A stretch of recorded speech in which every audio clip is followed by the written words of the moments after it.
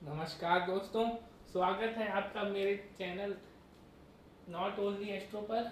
और आज फिर मैं आपको अपने पुष्कर नवमास के वीडियो के क्रम में आगे लेकर आया हूं। आज हम ये निकालना सीखेंगे कि पुष्कर नवमास कैसे निकाला जाता है। हम कैसे जाने कि कोई ग्रह हमारा पुष्कर नवमास में है कि नहीं है। ठीक है दोस्तों, अपने पिछले वीडियो में जैसे कि मैंने बताया था कि पुष्कर नवमास तत्वों पर आधारित होता है और हमारी जैसे 12 राशियां हैं, वो 12 राशियां 4 तत्वों में बटी हुई होती हैं और हम अपने जो राशि चक्र के 360 डिग्री को 12 भागों से विभाजित करें 12 राशियों से, तो 30 डिग्री की एक राशि आती है, 30 डिग्री का क्षेत्र आता है। उस 30 डिग्री को अगर हम 9 सूक्ष्म भागों में विभाजित करें, नवमांश जिसको बोलते हैं, तो 3 डिग्री 20 मिनट का एक नक्षत्र या एक अंश आता है। ठीक है दोस्तों, तो नवमांश को हम इस तरह निकालते हैं कि 9 भागों में 30 डिग्री को 9 भागों में विभाजित करते हैं, तो 3 डिग्री 20 मिनट का एक अंश आता है, एक क्षेत्र आता है। ऐसे ही 3 डिग्री 20 मिनट से आगे 6 डिग्री 40 मिनट तक दूसरा नवमांश, फिर 6 डिग्री 40 मिनट से 10 डिग्री तक तीसरा नवमांश। ऐसे करके हम सारे नवमांश निकाल लेते हैं 30 डिग्री तक, 9 सूक्ष्म भाग कर लेते हैं उसके। ठीक है दोस्तों, तो आगे हम ये जानेंगे कि अगर हम अपनी जन्म कुंडली में अगर ये जानना चाहते हैं कि हमारा कौन सा ग्रह उसका नवमांश में है कि नहीं है, तो उसके लिए हम एक यहाँ पर एक उदाहरण स्वरूप एक कुंडली ले रहे हैं, लग्न कुंडली और उसकी नवमांश कुंडली। ठीक है दोस्तों, आगे थोड़ा सा ध्यान से समझिएगा, कोशिश करिएगा। मैंने अपना कोशिश करी है कि सरल तरीके से समझा सकूं। देखिए, पहले तो सबसे पहले ये याद कर लीजिए एक सूत्र कि पुष्कर नवमांश जो होता है वो हमेशा शुभ राशियों में पड़ता है, शुभ ग्रह की राशियों में पड़ता है। शुभ ग्रह कौन कौन से होते हैं? शुक्र, चंद्रमा, बुध, गुरु, ये हमारे शुभ ग्रह होते हैं और इन्हीं की राशियों में हमारा पुष्कर नवमांश पड़ता है। ठीक है, और इसमें बुध की जो मिथुन राशि होती है वो इसमें नहीं ली जाती है, वो छोड़ दी जाती है। बुध की केवल एक राशि ली जाती, कन्या राशि। तो शुक्र की राशि वृष राशि 2 नंबर राशि और तुला राशि 7 नंबर राशि, और चंद्रमा की राशि कर्क राशि 4 नंबर, बुध की कन्या राशि 6 नंबर, गुरु की धनु राशि 9 नंबर और मीन राशि 12 नंबर। ये 6 राशियां ही पुष्कर नवमांश के क्षेत्र में आती हैं। मीन्स अगर कोई ग्रह इन राशियों में स्थित है, केवल इन्हीं राशियों में, तो ही वो पुष्कर नवमांश में हो सकता है, अन्यथा नहीं हो सकता। तो बाकी राशियां हमारी कौन सी बची? मेष राशि 1 नंबर, मिथुन राशि 3 नंबर, सिंह राशि 5 नंबर, वृश्चिक राशि 8 नंबर राशि, और मकर राशि 10 नंबर राशि, और कुंभ राशि 11 नंबर राशि। ये सारी अशुभ ग्रह या पापी ग्रहों की राशियां हैं, मिथुन को छोड़ के। ये सभी क्रूर ग्रह की राशियां हैं। मंगल की 1 और 8, सूर्य की 5 और शनि की 10 और 11। ये इसीलिए ये पुष्कर नवमांश में नहीं आती। तो इनको हमको अगर पुष्कर नवमांश निकाल रहे हैं तो इनको हमको भूल जाना है, केवल ये राशियां याद रखनी है: वृष, कर्क, कन्या, तुला, धनु और मीन। अब हम पुष्कर नवमांश निकालने के लिए सबसे पहले अगर कोई चीज देखेंगे तो ये देखेंगे कि हमारी जो नवमांश कुंडली है उसमें कौन कौन से ग्रह इन राशियों में स्थित हैं। अगर कोई ग्रह इन राशियों में स्थित है तभी वो पुष्कर नवमांस में आएंगे, अन्यथा जो ग्रह इन राशियों में स्थित नहीं है वो पुष्कर नवमांस में नहीं आएंगे। ठीक है, तो यहाँ पर हमने उदाहरण स्वरूप एक कुंडली ली है, लग्न कुंडली और उसकी नवमांस कुंडली। तो नवमांस कुंडली में पहले हम देखते हैं कि कौन से ग्रह इन राशियों में आ रहे हैं और कौन से इन राशियों में आ रहे हैं ये भी देख लेंगे। पहले देखते हैं कौन से ग्रह इन राशियों में आ रहे हैं। 2 नंबर वृष राशि में कौन कौन से आ रहे हैं, सूर्य और शुक्र। तो यहाँ पे हम लिख लेंगे ये हमारे पुष्कर नवमांस में आ सकते हैं। कौन से 2 नंबर राशि में लिखेंगे, सूर्य और शुक्र। इसके बाद 4 नंबर राशि में कोई ग्रह नहीं है, 6 नंबर राशि में केतु है, तो यहाँ पे केतु लिख लेंगे। 6 नंबर राशि में केतु, ये हमारे पुष्कर नवमांस में हो सकते हैं। और 7 नंबर राशि में शनि है, 7 नंबर राशि में शनि लिख लेंगे। और 9 में कोई ग्रह नहीं है, 12 में राहु है, तो 12 में राहु लिख लेंगे। ठीक है दोस्तों, ये हमारे इतने ग्रह हो गए, सूर्य, शुक्र, केतु, शनि और राहु। ये ही हमारे पुष्कर नवमांस में आ सकते हैं। पुष्कर नवमांस मतलब एक निश्चित डिग्री के अंतराल में, एक निश्चित क्षेत्र में ये ग्रह आ सकते हैं। ठीक है दोस्तों, तो पहले हम चेक करेंगे। बाकी देखिए हमारे बचे 1 नंबर राशि में गुरु चंद्र, क्योंकि ये मेष राशि है, क्रूर ग्रह की राशि, इसलिए पुष्कर नवमांस में ये दोनों ग्रह नहीं आ सकते। इसके बाद और कोई ग्रह 8 नंबर में बुध वृश्चिक राशि में चला गया, मंगल की राशि क्रूर राशि में, इसलिए नहीं आ सकता ये भी। ठीक है, और मैंने बताया था 11 नंबर की राशि मंगल चला गया कुंभ राशि में, इसलिए ये भी पुष्कर नवमांस में नहीं आएगा।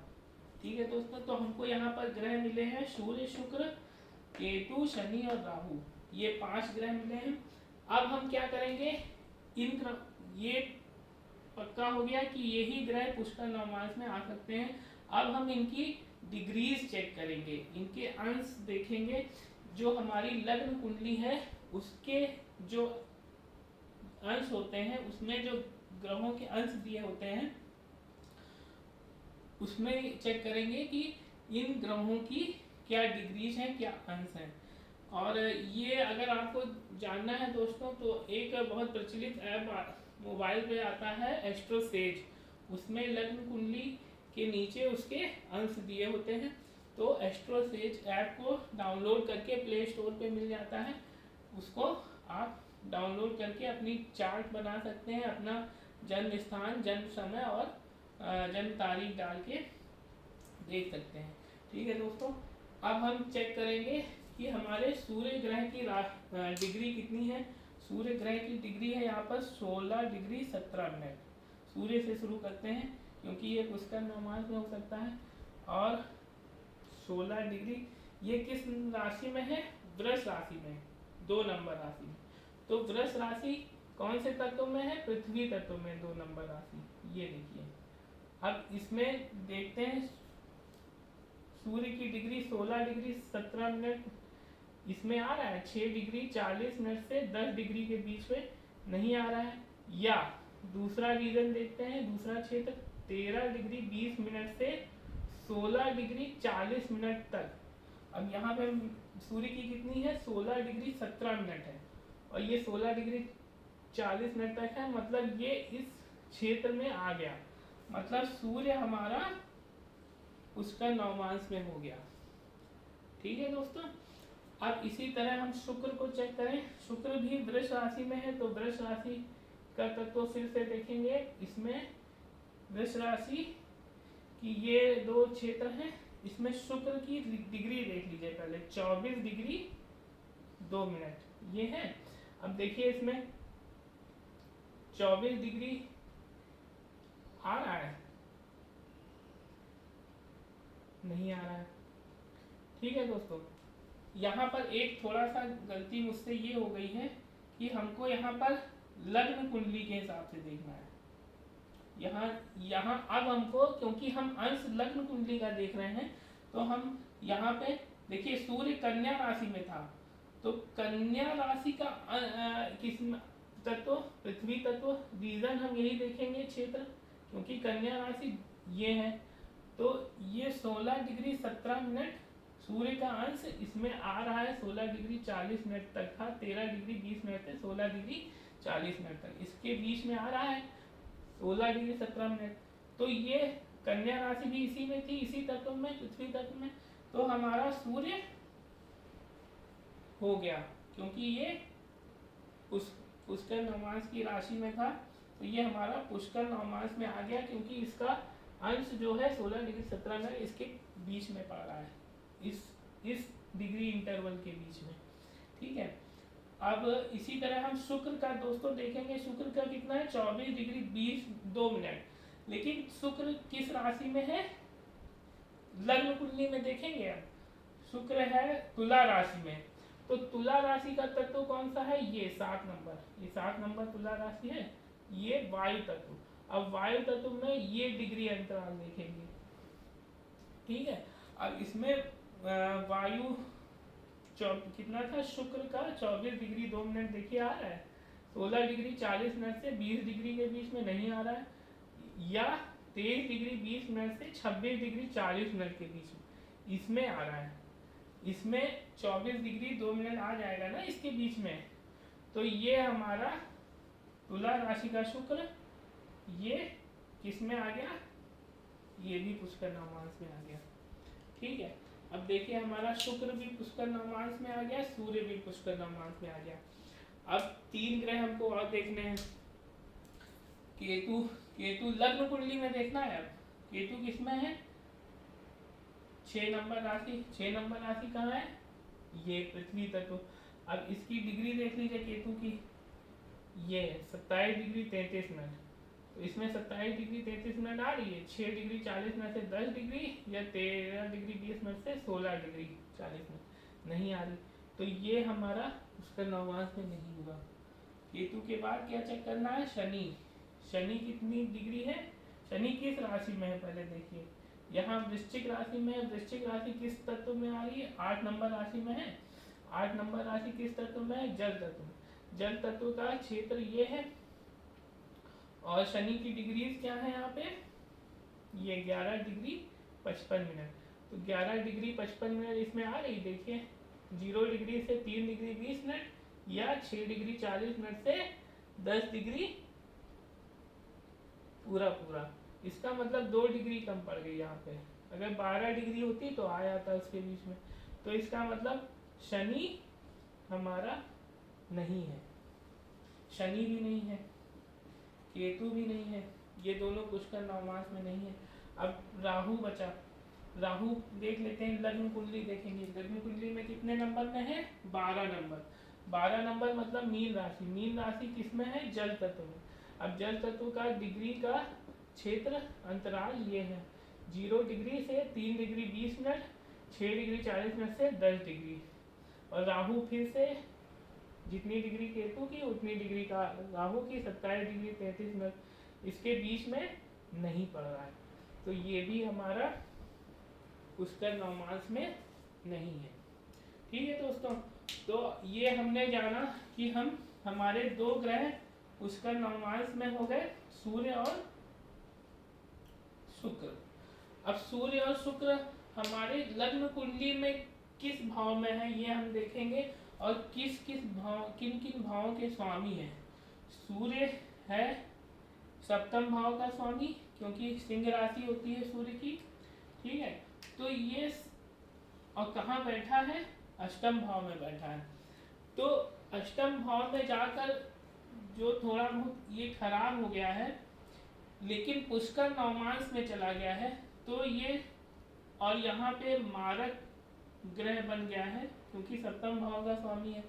लेकिन क्योंकि ये अपने पुष्कर नवमास में आ गया है, इसलिए ये अपना मारक प्रभाव 90% तक कम कर देगा, और अपना अशुभ प्रभाव अष्टम भाव में होने के कारण अशुभ प्रभाव भी इसलिए कम करेगा क्योंकि पुष्कर नवमांश में है। ठीक है दोस्तों, तो ये अपना मारक प्रभाव और अशुभ प्रभाव नहीं देगा। अगर ये कुंडली में कारक होता तो ये अपना बेस्ट रिजल्ट देता। अभी भी ये अपना अशुभ प्रभाव नहीं देगा। तो अगर कोई क्रूर ग्रह है वो अपना अशुभ प्रभाव नहीं दे रहा है, क्रूर प्रभाव नहीं दे रहा है, तो वो अच्छा ही माना जाएगा। ठीक है, तो इस कुंडली में सूर्य अच्छा हो गया। ठीक है, तो सूर्य होता है सरकारी नौकरी का कारक। तो ये जिसकी भी कुंडली है उसको सरकारी नौकरी मिल सकती है। ठीक है,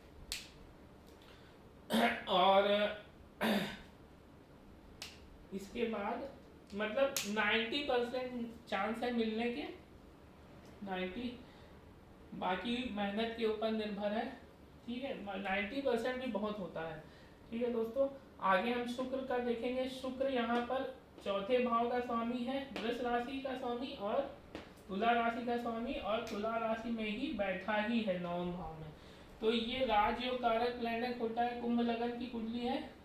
और राजयोग कारक प्लेनेट अगर पुष्कर नवमांश में आ जाए तो दोस्तों इससे अच्छी बात कोई हो ही नहीं सकती। सोने पे सुहागा है, ये सबसे अच्छा ग्रह है पूरी कुंडली का, शुक्र। और अगर हम शुक्र यहाँ पे चतुर्थेश है और नवमेश है, मतलब इसके सारे शुभ प्रभाव देगा। चौथे मकान, भवन, वाहन, संपत्ति, अचल संपत्ति और भाग्य, धर्म नवम भाव का कारक होते हैं। ये सभी चीजें देगा। और एक चीज अगर मैं आपको अगले वीडियो में बताऊंगा, एक पुष्कर भाग, एक होता है पुष्कर नवमांश, एक होता है पुष्कर भाग। इसमें कुछ सर्टेन डिग्रीज आती हैं। इसमें शुक्र का बता देता हूँ, इसमें शुक्र की 24 डिग्री आती है और ये 24 डिग्री के आसपास का ही है। ये लगभग पुष्कर भाग में आ रहा है। तो ये तो एक तरह से हीरा हो गया, एक तरह से हीरा के समान तुलना कर सकते हैं इस ग्रह की। मतलब इतना अच्छा ग्रह हो गया इस कुंडली में शुक्र। ये पुष्कर भाग जो होता है पुष्कर नवमांश से भी अच्छा होता है। ठीक है दोस्तों, तो यहाँ पर सबसे अच्छा जो प्लेनेट है वो शुक्र है। और पुष्कर नवमांश में दो प्लेनेट गए हैं, सूर्य और शुक्र। ये दोनों इस कुंडली के लिए अच्छा ही करेंगे। ठीक है दोस्तों, ये मेरा वीडियो था पुष्कर नवमांश के ऊपर आधारित कि पुष्कर नवमांश हम कैसे कैलकुलेट कर सकते हैं, अपनी कुंडली में कैसे पता कर सकते हैं कि हमारा कौन सा ग्रह पुष्कर नवमांश में गया है। पुष्कर नवमांश में अगर कोई ग्रह आता है तो वो अपने कार्यकत्वों में वृद्धि कर देता है अपनी दशा, अंतरदशा, प्रत्यंतर दशा, सूक्ष्म दशा में। और जहां जिस भाव का स्वामी होता है उसके लिए 3 गुना शुभता प्रदान करता है, और जहां बैठा होता है वहां भी अपनी शुभता में 3 गुना वृद्धि कर देता है। बहुत शुभ कारक प्लैनेट हो जाता है। ठीक है दोस्तों, आगे हम चर्चा करेंगे पुष्कर भाग की अपने अगले वीडियो में। तब तक के लिए मुझे आज्ञा दीजिए, नमस्कार। और जिन लोगों ने मेरा पहला वीडियो नहीं देखा है वो पुष्कर नवमांश के महत्व को जानने के लिए वो वीडियो देख सकते हैं। आज्ञा दीजिए, नमस्कार, बहुत बहुत आभार।